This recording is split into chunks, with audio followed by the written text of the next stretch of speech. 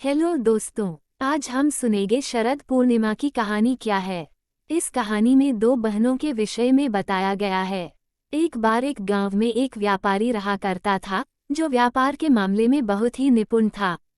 गांव के सभी लोग व्यापारी की बहुत प्रशंसा किया करते थे और उससे ही व्यापार की सभी वस्तुएं खरीदा करते थे। उस व्यापारी की दो बेटियां थीं, वह अपनी बेटियों से बहुत प्रेम किया करता था। उनके लालन पालन में कोई भी कमी होने नहीं देता था। धीरे धीरे जब व्यापारी की दोनों बेटियां बड़ी हो गई तब उस व्यापारी ने अपनी दोनों बेटियों का विवाह बड़ी धूमधाम से किया। अपनी दोनों बेटियों की शादी अच्छे अच्छे परिवारों में की। व्यापारी की बड़ी बेटी को पूजा पाठ में अत्यधिक रुचि थी और उधर व्यापारी की छोटी बहन को पूजा पाठ में कोई भी रुचि नहीं थी। उनके लालन पालन में कोई भी कमी होने नहीं देता था। धीरे धीरे जब व्यापारी की दोनों बेटियां बड़ी हो गई तब उस व्यापारी ने अपनी दोनों बेटियों का विवाह बड़ी धूमधाम से किया। अपनी दोनों बेटियों की शादी अच्छे अच्छे परिवारों में की। व्यापारी की बड़ी बेटी को पूजा पाठ में अत्यधिक रुचि थी और उधर व्यापारी की छोटी बहन को पूजा पाठ में कोई भी रुचि नहीं थी। उधर व्यापारी की छोटी बेटी शरद पूर्णिमा की पूजा तो करती थी, लेकिन वह सारे काम को आधा अधूरा करती थी। व्यापारी की छोटी बेटी ने कभी भी शरद पूर्णिमा की पूजा संपन्न करी ही नहीं थी। उधर व्यापारी की बड़ी बेटी ने हमेशा से शरद पूर्णिमा की पूजा मन लगाकर की थी और उसको संपन्न भी किया था, जिसके फलस्वरूप व्यापारी की छोटी बेटी के कोई संतान नहीं थी।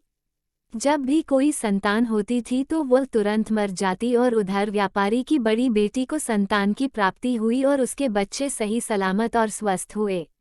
यह देखकर यह व्यापारी की छोटी बेटी बहुत परेशान हो जाती है और उसने एक ब्राह्मण के पास जाने का निर्णय लिया। जब व्यापारी की छोटी बेटी ने ब्राह्मण के पास जाकर उनसे पूछा कि महाराज, मेरे जब भी कोई संतान होती है वो मर क्यों जाती है और मेरी बड़ी बहन की जब भी कोई संतान होती है तो वह स्वस्थ रहती है, ऐसा मेरे साथ क्यों होता है।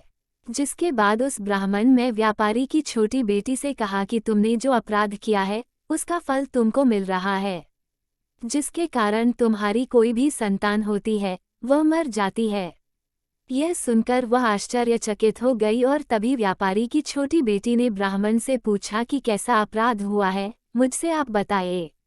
तब ब्राह्मण ने व्यापारी की छोटी बेटी को बताया कि तुमने कभी भी शरद पूर्णिमा का व्रत और उनकी पूजा कभी पूरी नहीं की है, उसको हमेशा आधा अधूरा छोड़कर खत्म किया है, जिसके कारण तुमको यह कष्ट झेलना पड़ रहा है। जिसके बाद व्यापारी की छोटी बेटी ने ब्राह्मण से इसका उपाय पूछा। तब उस ब्राह्मण व्यापारी की छोटी बेटी से कहा, तुम एक बार फिर से शरद पूर्णिमा का व्रत करना शुरू कर दो और इस बार उनकी पूजा पूरी करना। जिसके बाद व्यापारी की छोटी बेटी ने ब्राह्मण की बात मानकर शरद पूर्णिमा की पूजा करने की तैयारी करने लगी और व्रत भी रखा। इस बार पूजा संपन्न भी की, लेकिन हर बार की तरह इस बार भी जब व्यापारी की छोटी बेटी को संतान की प्राप्ति हुई तब उसकी संतान एक बार फिर से जन्म के बाद मर गई, जिसको देखकर वह बहुत क्रोधित हो गई। जिसके बाद उसने अपनी बड़ी बहन को अपने घर बुलाया ताकि वह उससे बदला ले सके कि मेरे साथ ही ऐसा क्यों होता है। जिसके लिए व्यापारी की छोटी बेटी ने एक पाटे में अपने मरे हुए बेटे को लिटा दिया और उसके ऊपर से एक चादर से उसको डाल दिया, जिससे वह दिखे नहीं, और अपनी बड़ी बहन को अपने घर बुला लिया। जिसके बाद व्यापारी की छोटी बेटी ने अपनी बड़ी बहन को उसी पाटे पर बैठने के लिए कहा जिसमें उसका मरा हुआ बच्चा लेटा था। जैसे ही उसकी बड़ी बहन उस पाटे में बैठने लगी तब उसको कुछ अजीब लगा, जिसको देखने के लिए वो उठी और उसने देखा कि नीचे तो एक बच्चा लेटा है। जिसको व्यापारी की बड़ी बेटी ने छुआ तो वह मरा हुआ बच्चा जोर जोर से रोने लगा। जिसके बाद व्यापारी की बड़ी बेटी ने अपनी छोटी बहन से कहा कि तुम मुझसे यह क्या करवाने जा रही थी, अभी तो मुझसे अपने बच्चे की मृत्यु करवा देती और मैं कितना बड़ा अपराध कर देती। जिसके बाद उसकी छोटी बहन ने अपनी बड़ी बहन को बताया कि यह बच्चा तो पहले से ही मर चुका था, लेकिन जैसे ही तुमने इस बच्चे को छुआ है वह पुनः जीवित हो गया। तुमने मेरे बच्चे को नया जीवन दिया है। यह चमत्कार देखकर सभी लोगों ने भी शरद पूर्णिमा का व्रत और पूजा करना शुरू कर दी।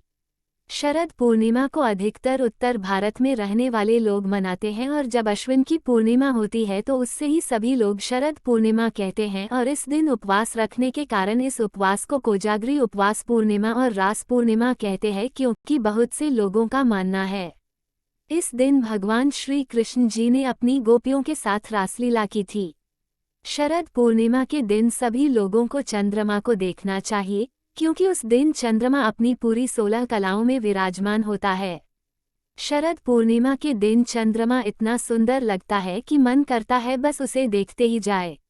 शरद पूर्णिमा के दिन चंद्रमा को देखने से हमारे शरीर में एक अलग सी शांति प्रदान होती है और शरद पूर्णिमा के दिन सभी लोग सुबह स्नान करके और नए कपड़े पहनकर पूजा की तैयारी करते हैं। शरद पूर्णिमा के दिन सभी लोग जो भी शरद पूर्णिमा की पूजा करता है उस दिन उसको पूरे दिन का व्रत रखना होता है।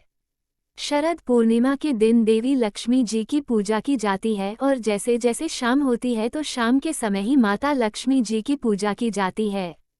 पूजा करने के बाद सभी लोग चंद्रमा के पास जाते हैं, चंद्रमा को देखकर अपना व्रत खोलते हैं, बहुत सारे गाने गाते हैं, खीर बनाते हैं जिसको खाकर बहुत सारा आनंद प्राप्त करते हैं।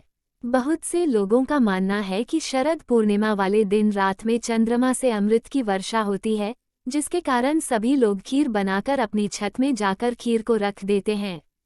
जब रात के 12 बज जाते हैं तब सभी लोग चंद्रमा की पूजा करते हैं, उस खीर का सेवन करते हैं और ऐसा माना जाता है कि जो भी मनुष्य और औरत शरद पूर्णिमा का व्रत रखते हैं उसकी सारी इच्छाएं पूरी होती हैं। उम्मीद करते हैं आपको यह कहानी रोचक लगी होगी। धन्यवाद। आपका दिन शुभ हो।